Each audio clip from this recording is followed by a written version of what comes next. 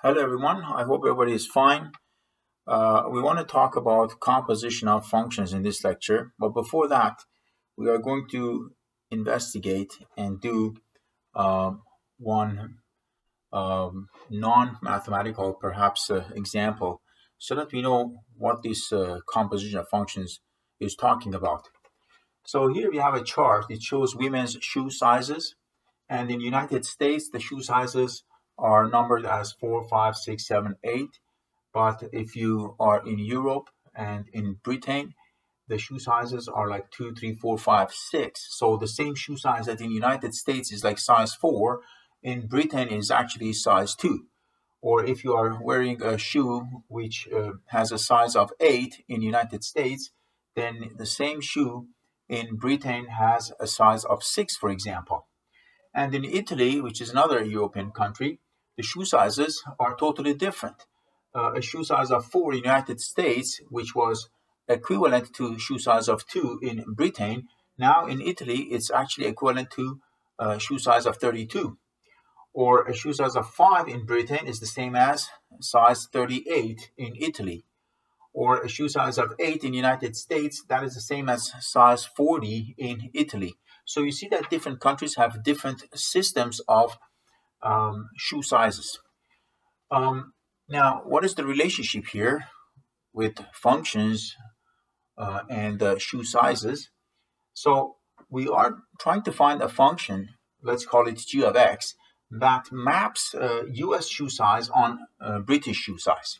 So 4 is mapped onto 2, and 5 is mapped onto 3, 8 is mapped onto 6. It's not difficult to see the pattern that the Britain shoe sizes are like actually 2 units less than the US shoe sizes. So having said that, perhaps we can come up with this function x minus 2, which is a linear function. So whatever x is, maybe size 4 in US, if you subtract 2, it's going to give you 2, which is the shoe size in Britain. So generally speaking, if you have size x in the United States, then g of x would represent the shoe size in Britain. And another function, f of x, might be guessed by investigation that would take the British shoe size and convert them into Italian. What is that function that maps 2 onto 32, we wonder? What is that function that maps 3 onto 34, 4 onto 36, 5 onto 38, and so on and so forth? By a little bit of investigation, perhaps if you double the Britain shoe size, so double 5 is going to be 10, and if you add 28 to 10, you end up with 38. So perhaps the equation would be 2x plus 28. So this is the function that maps the British shoe size into Italian one. So it works for every scenario because if x is 2, 2 times 2 is 4, 4 plus 28 is 32. You see it works. If you take 6, for example, 2 times 6 is 12, 12 plus 28 is 40 exactly.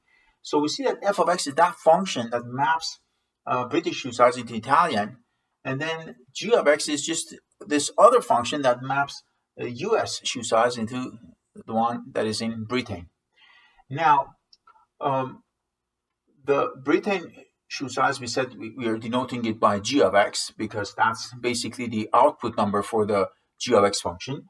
Input number is x for g of x, and g of x is the output number, or we used to call it y, for example. Now this g of x is actually the input number for function f. So what f maps actually is mapping g of x onto f of g of x, all right? So g of x is mapped onto f of g of x in the same way that 5 is mapped onto 38, for example. So now we are looking for a magical function, some sort of third function other than g of x, other than f of x, such that this magical function would directly map the US shoe size onto Italian one in one shot. That's what we're trying to find. So what is that function that would take x, for example, and directly map it onto f of g of x, all right? So basically, that is what we just said, f of g of x, and because g of x we already know that it is x minus 2. We found it by a bit of investigation. Now, f at x minus 2 is actually found by substituting x minus 2 instead of x in the equation of f of x.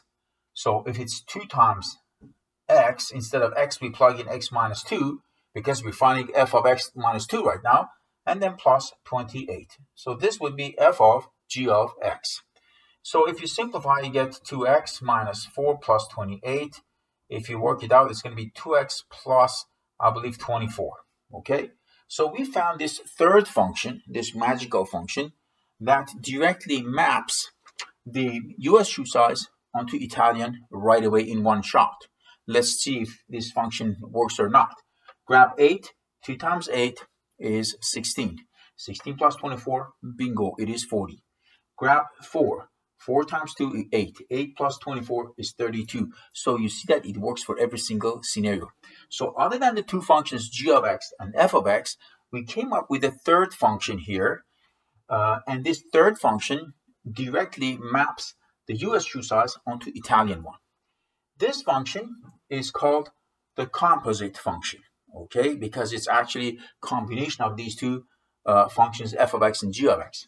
And sometimes it is denoted by actually FOG of x. So we write FOG of x, and what it means f of g of x. That's what it means, okay? So this is the third function that directly maps the first series of numbers onto the last series of numbers. And it is actually a combination of the two functions f and g. When you think about it, I used both functions f and g to actually find its equation. So this is just a non-mathematical example about what this composite function is. And this is a visual image of a composite function, okay? We have this blue domain of some function, let's say g of x. Domain of g of x contains three numbers, 1, 2, 3. And the range of g of x is again blue, that's r of g. And the range is 0 and 1, these are the output numbers. So 1 is mapped onto 0, 2 is mapped onto 1, and 3 is mapped onto 0. Very normal. This is just g of x, one function. And then we have another function, which is f of x. And this other function has another domain, which is drawn in red. The domain is actually 2, 3, 0, 1. These are the four elements. And 2 is mapped onto 3 using this f of x function. 3 is mapped onto 5, 0 is mapped onto 4, 1 is mapped onto 5. And this is the domain. The first red bubble is the domain of function f. The second one is the range of function f. Now, when we are having these two functions f of x and g of x, not necessarily the range of function g is exactly the same as domain of function f. It could be in special case, but not necessarily. That's why I did draw this domain of f of x a little bit larger, and it actually has two elements that do not even belong to the range of function g. So this tells us that domain of function f could be even larger than the range of function g. And similarly, the range of function f may contain an element like 3, which doesn't even exist in the range of this composite function FOG of x. So the first domain of g, is actually domain of FOG, basically. And the last range, which is this last, is shown by this last bubble with two elements, 4 and 5, is the range of the function FOG. If you look at the diagram here, it says g at 1 is 0. Well, that's clear. F at 0 is 4 because we are using the f function. So FOG at 1 is actually that function that directly takes 1 all the way to 4. So FOG of 1 is f of g of 1. And g of 1, we know that it was 0. And f at 0 is obviously 4. So FOG of 1 is 4. And it directly takes the 1 and maps it onto 4 all the way. G at 2 is 1. G at 2 is 1. Very clear. Input number, output number. F at 1 itself is 5. Input number, output number for the f function. Now, FOG at 2 is taking the 2 and then maps it directly onto 5. FOG at 2 will be f of g of 2 but g of 2 was 1, and f at 1 is 5. Therefore, f or g of 2 is equal to 5. It's just a visual image of composite function. And there are two definitions for the domain of f or g of x, or this so-called composite function. It says domain of f or g equals to numbers like x belonging to the domain set of g. So you see that this is domain of g, all right? So all the elements in the domain of f or g must be an element in the domain of g function, such that g of x belongs to the domain of f. So domain of f here is larger. We have 2 and 3, which are not actually in the range of g, but g of x, which is like 0 and 1, must be part of the domain of f. So domain of f or g is the set of numbers like x belonging to the domain of g, such that g of x must belong to the domain of f. And if you change the letters f with g, then domain of g of f becomes x belonging to the domain of f, such that f of x this time belongs to the domain of g. So changing the letters would be okay here to show the domain of g of f, because not necessarily domain of f or g is the same as domain of g of f. We will talk about this. I'll give you enough examples in future. But for now, let's do some calculations.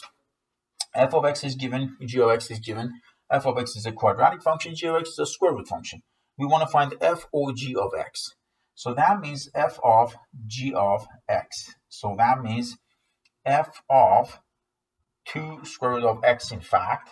So that means instead of x in the equation of f of x, I should plug in 2 times root x.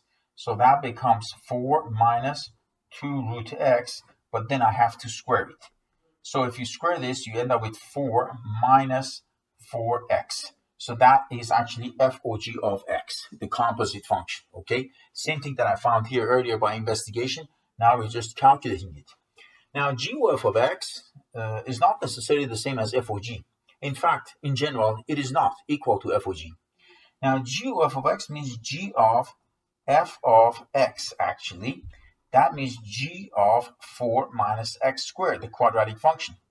Now, g of whatever would be found by substituting that whatever instead of x in the equation of g of x. So I'm going to get 2 square root of the whatever, which is 4 minus x squared. So 2 times square root of 4 minus x squared is the equation of g or f of x. That's how we calculate f or g and g or f. There's another example here. We can combine a function with itself. So f or f of x is actually f of x, all right? So this means f of 2 over x minus 1, this fraction. So I have to plug in this fraction 4x in the equation of f of x. So that's going to be 2 over, instead of x, I plug in 2 over x minus 1, right? And then we have to simplify this denominator. So it's going to become, I believe, 2 minus x plus 1 all over x minus 1. And then that is 2 times x minus 1 all over 3 minus x. And you can finally say 2x minus 2 over 3 minus x. So that is f or f of x, all right? F or g at 1 would be f of g of 1. So g of 1 is easy. You plug in 1 for x in the equation of g of x. So that will be 2 to the power 1. And that will be actually 2. And f at 2 is obviously found by plugging in 2 for x. So that will be actually 2 over 1, which is 2. So f or g at 1 is 2. G or f at 0 we need to find. So that is g of f at 0, basically. F at 0 is going to be negative 2. So g at negative 2. And that means that we have to raise 2 to the power of negative 2, which is actually 1/4. So we did calculate g or f at 0, which is 1/4, f or g at 1, which is 2, and we also found f or f of x as a function, and it happens to be actually a rational function. So these were some elementary exercises or examples I gave you, but in the next lectures we will talk more about composite function, and I'm going to do some examples, and we will learn more about composition of two functions. But for now, I should say what we learned here was that composite function, this so-called FOG function, is a function, end of the day, that is the composite of two other functions.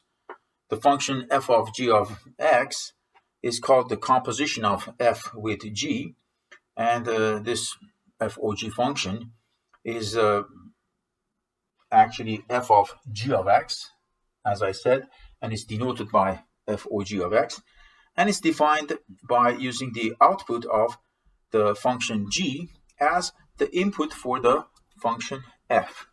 Output for g is actually 0 and 1, and that becomes the input for the next function f. So 0 and 1 are the input values for f of x function, and 1 and 2 and 3 are the input numbers for the function g of x. And the output, which is 0 and 1, are actually the g values.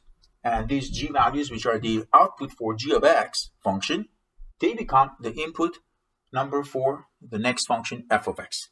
So that's what composite functions are. Thank you for your attention, and we're going to talk more.